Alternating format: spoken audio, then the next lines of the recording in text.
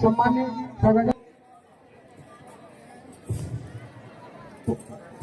हो चुके हैं, तो ऐसे शख्स मिलने के लिए, देखने के लिए आप सभी देख रहे हैं और सभी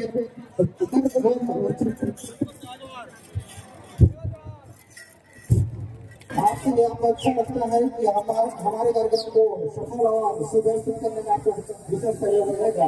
इसलिए मैं चाहूँगा कि आप हमारे इस बात को ध्यान में रखते हुए यूट्यूबर ब्लॉगर के संयोजन दूर से अपना ब्लॉग बनाए।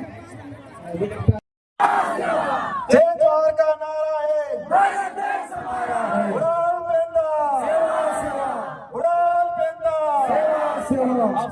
आप सभी को तहे दिल से जोहार।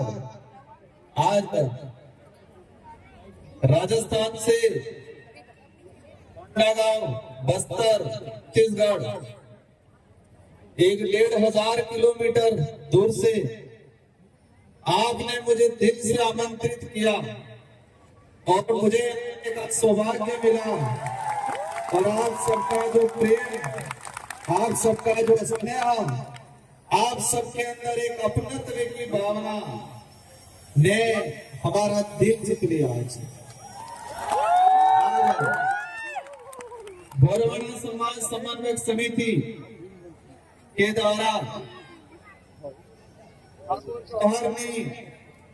कार्यक्रम हमारे आदिवासी समुदाय के पुरखों द्वारा इस फसली त्योहार को पूरे देश के अंदर मनाया जाता है। ये अलग के अंदर अलग अलग प्रकार, अलग अलग नाम से संबोधित है, लेकिन ये तो फसली त्योहार, इसके बारे में जैसे मैंने समझा, मेरे इलाके के अंदर हम बेल समूह से आते हैं, आदिवासी समाज का डीएनए, और ये आदिवासी समाज का डीएनए होने की वजह से आदिवासी, और यही आदिवासी आज आपके बीच में खिंच साथियों, मंच पे विराजमान हमारे समाज का आदिवासी समुदाय के समस्त सामाजिक संगठनों के पदाधिकारी और हमारे बीच में आगे स्थानीय सांसद महोदय, स्थानीय विधायक महोदय भी आए थे। उनका भी मेरी ओर से तहे दिल से सेवा जोहार करना चाहूंगा। साथियों, आप सबके दिमाग में कई प्रकार के सवाल होंगे। कई दिनों से प्रचार प्रसार चल रहा था कि राजस्थान से राजकुमार जो सांसद है वो यहाँ पर आ रहे हैं। मुझे इस काबिल बनाने के लिए बांसवाड़ा डूंगरपुर राजस्थान की जनता ने रात दिन मेहनत करके मुझे सांसद बना के दिल्ली के अंदर भेजा और ये उम्मीद की है कि उस क्षेत्र का तो प्रतिनिधित्व करना है, लेकिन पूरे देश के आदिवासी दलित पिछड़ों का भी प्रतिनिधित्व दिल्ली में करना है। ये जिम्मेदारी मुझे दी गई है। कुर्सी अपनत्व की वजह से आज आपने मुझे आमंत्रित किया।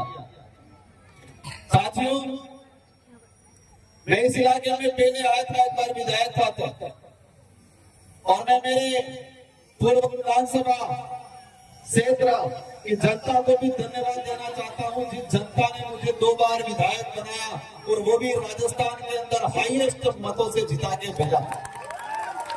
और अब 3 बार मुझे सांसद बनने का अवसर मिला। 2 बार विधायक, 1 बार सांसद बना, जनता ने बनाया। अगर मैं आदिवासी समाज का सर्टिफिकेट नहीं लगाता तो शायद मुझे सांसद बनने का, विधायक बनने का अवसर नहीं मिलता। मेरे पास कितनी भी बड़ी ताकत होती, भले धन बल होता, बाहुबल होता, कुछ होता, लेकिन मेरे पास आदिवासी समाज का सर्टिफिकेट नहीं होता तो मुझे सांसद बनने का अवसर नहीं मिलता और मैं सांसद नहीं बनता तो शायद आप मुझे यहाँ पर बुला के आमंत्रित करके मान सम्मान नहीं देते। साथियों, आज ये कार्यक्रम है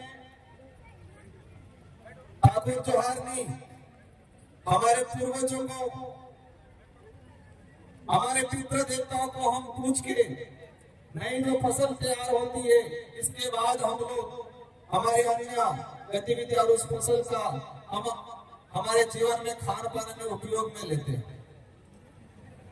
मैं पूर्व वक्ताओं का भाषण सुन रहा था और कल से आए तब से मैं यहाँ के लोगों की मनोस्थिति, यहाँ की वर्तमान जो परिस्थितियां हैं सारे के बारे में समझ रहा था।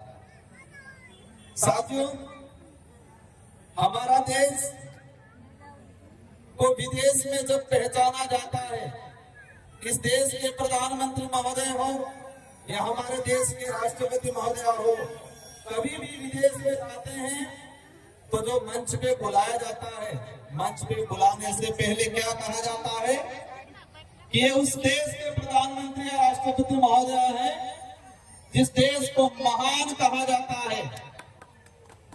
क्या संबोधन दिया जाता है कि ये इस देश के प्रधानमंत्री या उस देश के राष्ट्रपति महोदय है जिस देश को महान कहा जाता है, उस देश में अतिथि देवो भव कहा जाता है, मतलब मेहमान भगवान के बराबर होता है ये कहा जाता है। उस देश से हम ये आ रहे हैं, ये संबोधन दिया जाता है।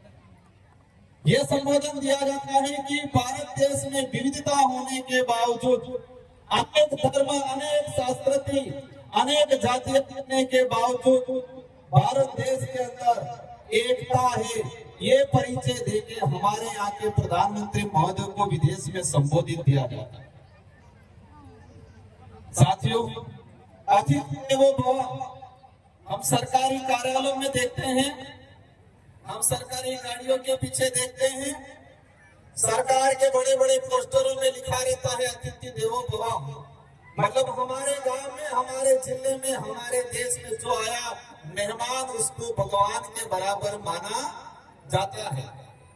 लेकिन ये शब्द ओनली फॉर आदिवासी इलाके के अंदर ही वर्तमान में स्थापित है, आदिवासी समुदाय में ही स्थापित है, क्योंकि आदिवासी समुदाय के अंदर किसी भी गांव में, किसी भी घर में कोई भी अज्ञात व्यक्ति, अनजाना व्यक्ति चला जाएगा तो उसको मान सम्मान दिखाया जाएगा, पानी पिलाया जाएगा, चाय पिलाई जाएगी, भले पहचान नहीं हो इसके बावजूद पूछा जाएगा आप कहां से